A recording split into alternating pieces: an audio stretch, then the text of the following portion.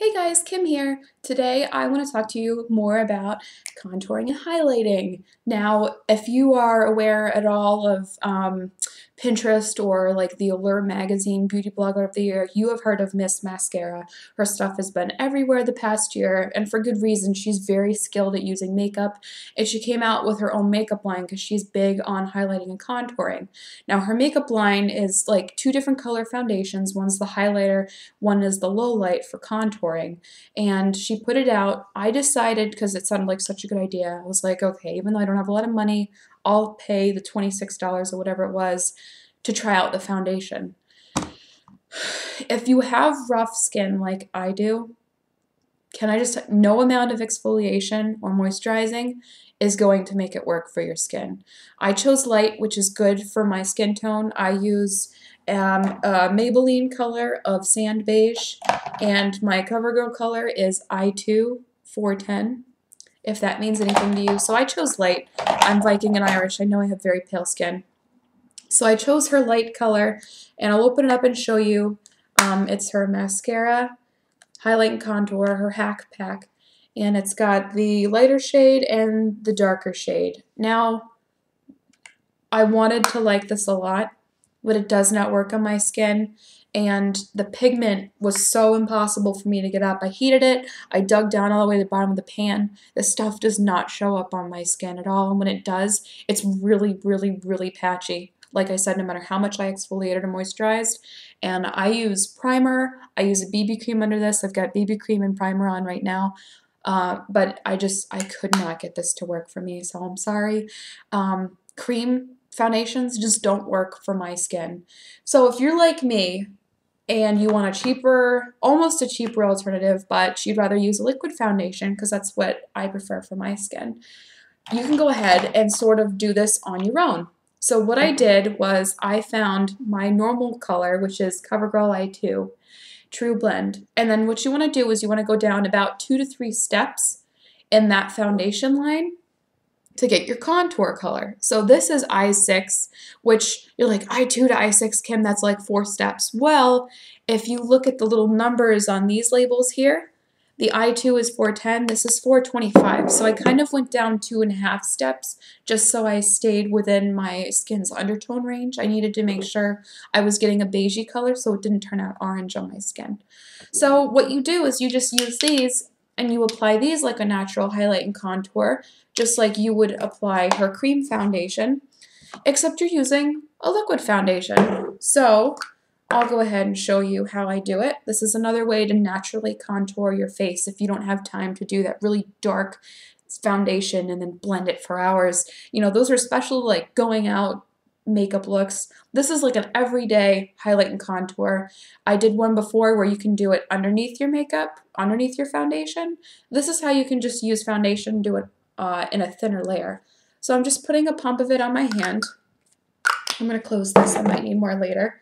And I'm going to get a brush. I ordered this great set of brushes off eBay called Style Master, and they're really cute. It's a whole bunch of different foundation brushes, so I'm just going to use these. And now I'm going to take the foundation that is my skin color, and I'm just going to kind of stipple it where I need it to go. So it's going to go, I'm not trying to give you guys the finger. It's going to go in the middle of the forehead, it's going to go down the nose, it'll go on the cheeks, it'll go on the chin, okay? And then if you want to get really complex, you can go underneath the hollow of your cheek where you usually contour. So now I'm going to take my brush and I'm just going to buff that in. Now I also use my Beauty Blender dupe sponges to do this. I know that's consistently my most popular video, and I know I rarely use them in tutorials. I don't use them a lot in real life. I find a brush is a lot faster, and I don't have to worry about cleaning out my brushes as much as I have to clean out my sponges. And I am just really busy. I just moved to a new home, and this is like the first time I've had an opportunity to just sit down and really do my makeup. So I don't frequently spend a lot of time using my sponges because it just takes longer and I don't have time to sit down and clean them. So bring it down your neck. No mask. We don't want a geisha mask. Trying to make this look natural. So now you can tell, if you need to, just run your hands over it, smooth out any lines. You can tell which parts of my face I just highlighted. And that's just with your normal foundation. This is your skin tone. So next, I'm going to take the darker foundation and I'm going to put a little pump here, and you can see on my hand the difference in the color. Okay, and I actually probably put too much on my hand. You don't need that much. And now I'm just going to apply this like I would a contour. So if you don't know how to find your cheekbones, suck it in and apply as if you're applying contour. And you can do this with your fingers if you cannot afford brushes. One reason I highlighted these, I think these were like $14 on Amazon, and I ordered them because my flat top brush, or my dome buffing brush from Coastal Scents, died on me. I think I got water up into the in the handle, and the bristles fell out. So if you have a large nose like mine, you just want to run down along the sides of your nose too. My nose I typically don't use a brush with. I usually use my fingers just because it's smaller. But if you would like a set of brushes, these are really great. I recommend them.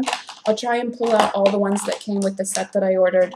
I found them on eBay. They came very quickly. I had a tracking number, and I got a lot of stuff with them. So I got all of these brushes, and they're wonderful. You can see how dense they are, and they're amazingly soft. I absolutely love these brushes. I highly recommend them. So, but I will say make sure you wash them before you use them, because they definitely will eat your makeup if you do not do that. So if you're wondering where I'm putting these, this is my little makeup storage. This is where I keep foundation, primer, and mascaras with my brushes. And I have more makeup storage that I use. So now I'm just going to take the contour color and I'm going to buff that in to where I put it. Don't be afraid to come down onto your cheek, especially if you have a round face like I do, because you want to hide that part. I'm going to contour it here, contour here, buff it in.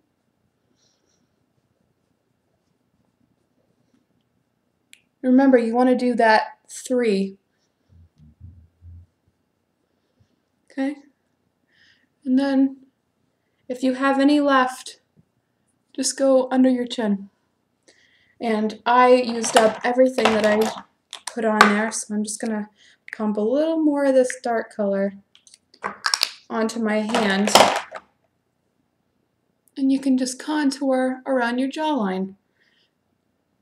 This part of your face is in shadow a lot more anyway, so feel free to use a darker color there and just blend it down.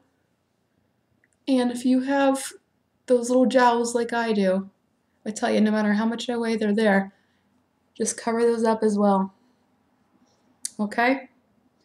You can just touch up the nose a little bit more.